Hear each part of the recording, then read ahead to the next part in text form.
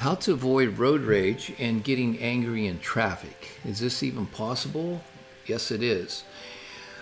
So I don't have road rage. I don't even come close to that. And getting angry in traffic, not really. I might get annoyed sometimes, but I don't get angry in traffic. Just to be fair, I don't live in a metropolitan area where it's gridlock at 3 in the afternoon. However, there is a way around this, and at the very minimum, we can minimize the anger and maybe turn it into a slight frustration, but definitely get rid of road rage. So let's dive into this and let's see if I can help you to minimize the anger or even road rage and to a point where you can maintain yourself in traffic. Being a conscious creator has a lot of benefits to it. One of them is to control yourself in situations like this in traffic and to maintain yourself and knowing what to do next. So the best way to do that is to understand what stress does to your body. Here's a short video that I found online on YouTube, and this explains it pretty well. It's an old video, but it's pretty basic and explains what stress is or what it does to your body. And then after the video, we'll talk some more. So let's watch this, and then let's see how you feel about this. Have you run away from a saber-toothed tiger recently? Maybe you haven't, but the stress response you feel when you are late to work or the growl your stomach makes when you haven't had anything but an energy bar and coffee in the morning is the same stress response we had when we were cavemen. That stress response is called fight or flight. Grunk is a real-life caveman. He goes to work hunting saber-tooths and rabbits for his family. Unfortunately, the saber-tooth chases Grunk on occasion, and his physical and emotional stress levels go way up. When this happens, Grunk's body's intelligence kicks in to help him escape. His heart rate goes way up, his blood pressure spikes, more adrenaline is produced, and the body moves the blood away from the digestive tract and into the muscles, as digesting food isn't a priority at that moment. Grunk eventually does escape and rests at home, and after 15 to 20 minutes, his body resets and begins to operate normally again. Now, your body doesn't know the difference between running from a saber-toothed tiger or rushing your kids to school. Your body's stress response is triggered in both situations, so your blood pressure, heart rate, and food digestion is the same as Grunk's when he's running away from a tiger. These types of situations could happen every day in our culture. The difference between you and the caveman is the caveman was able to relax in his cave soon after he finished stressing out. So for the whole day, the caveman would stress the duration of a hunt, which would last maybe an hour. You, on the other hand, have to deal with the stress of racing your kids to school, traffic, work, relationships, and everything else that life constantly throws at you. Plus, add in the constant chemical stress that comes from the unhealthy foods we eat, and it's like you are running from the saber-tooth all day long. The solution is to build your own cave. You have to build your own cave every day, and it means finding some peace in the pileup of traffic while driving to work. It means going to bed on time instead of staying up late binging on your favorite TV shows. It means taking some time to go outside and do some relaxing work instead of locking yourself up in your office. Otherwise, this chronic stress will open you up to most diseases because your immune system will tank and a lack of nutrients that your body needs due to not being able to digest your food properly.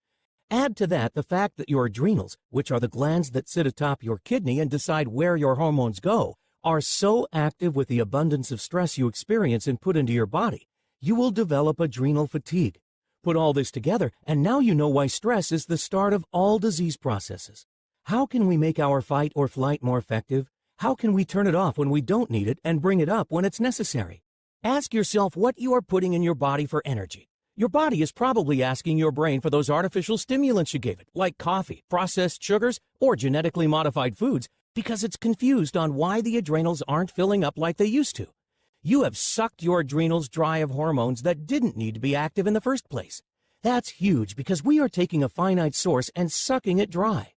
What people may not know is that a lot of things trigger the fight or flight response. Emotional stresses, eating unhealthy foods, overreacting to life's daily challenges, going through tough emotional times, all trigger fight or flight. However, that leaves a lot of areas where we can improve it.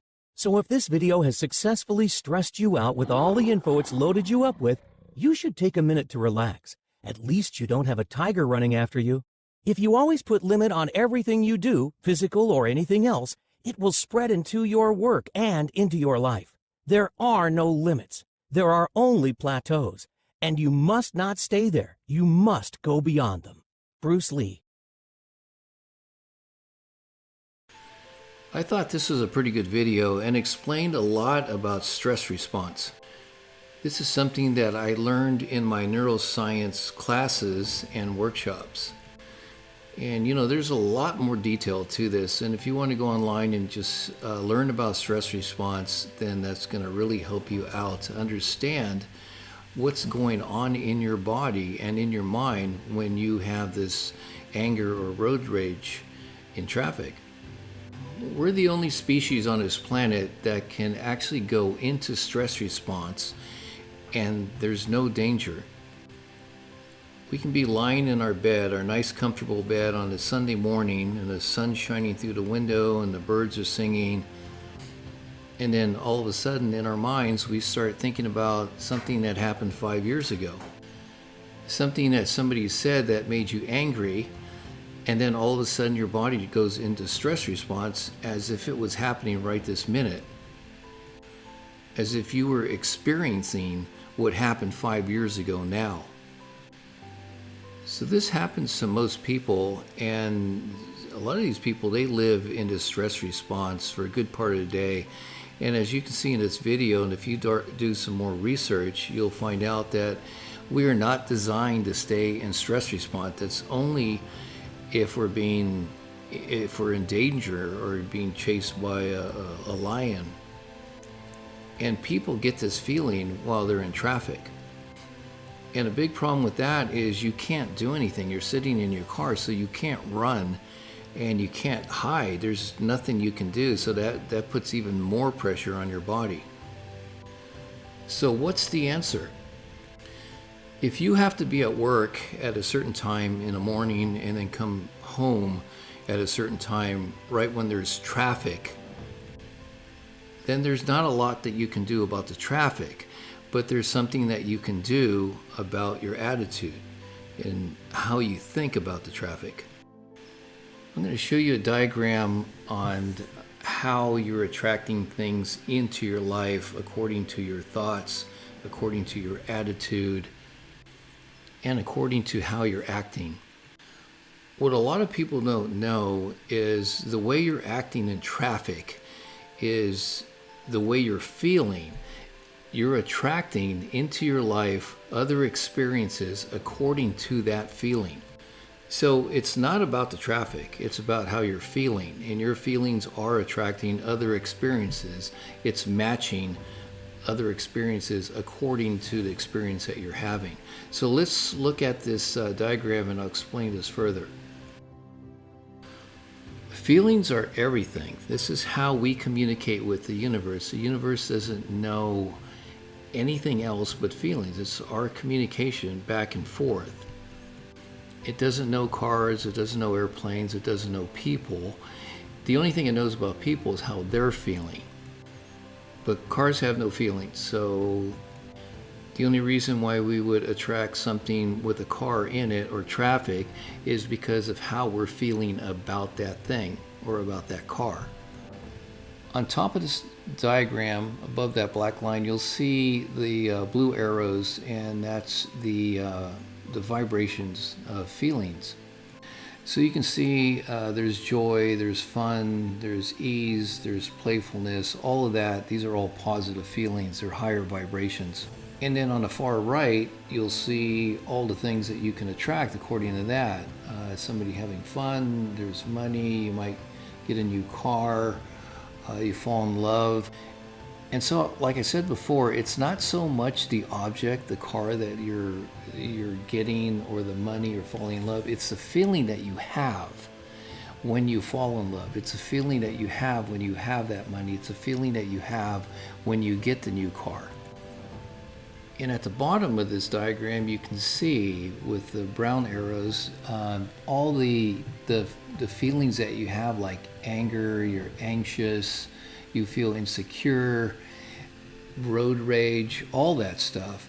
And then on the far right, you'll see that there's somebody there that's sad, there's a fender bender, there's people arguing. So these are all the things that you would be attracting if you had these feelings.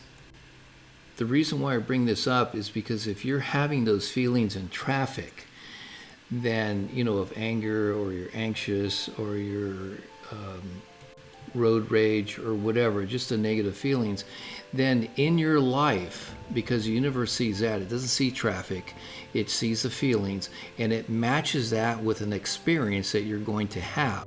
And that's why you can have the fender benders, and you can have the arguments, and you can be sad, because what you're sending out, how you're communicating with the universe, is those feelings, and then it's matching that and sending that back to you.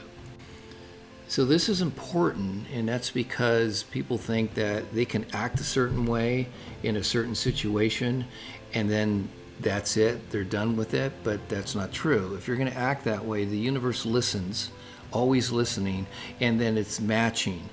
And so after the road rage, you go home, you have an argument with your wife or your husband, and you think those are two different things, but they're not.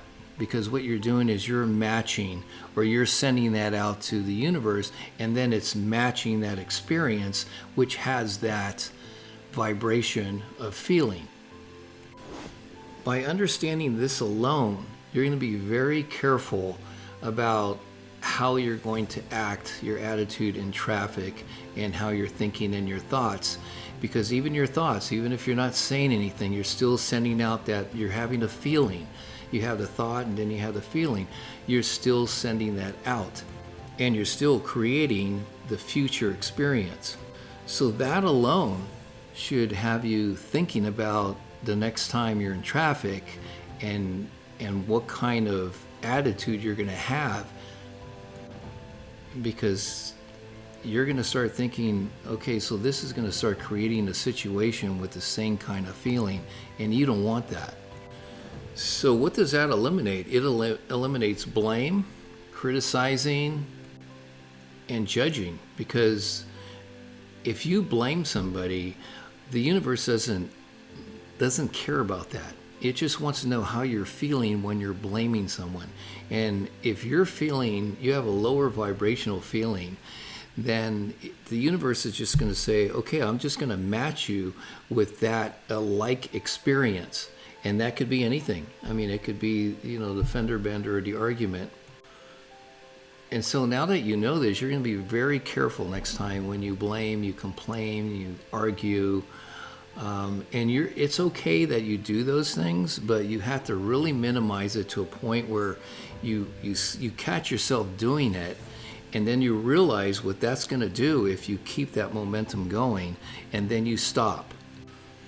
And if you stop it ahead of time, you're only in it for a couple seconds, then that alone will prevent you from having that experience. But if you carry that feeling for a minute, 2 minutes, 3 minutes, and guaranteed you're going to have an experience, a feeling that's going to match that. To summarize all this, you're going to have to be careful about your thinking, about your thoughts, about what you're feeling. Just know that next time that you're in traffic and you're complaining about something, or you're angry about what somebody did, then the universe doesn't see that. It just goes by how you feel. And then it's going to match that experience that you're having with another like experience. And when I say experience, I'm not talking about it's going to manifest exactly the same way. It's going to manifest in so many different ways, but the feelings are always going to be the same.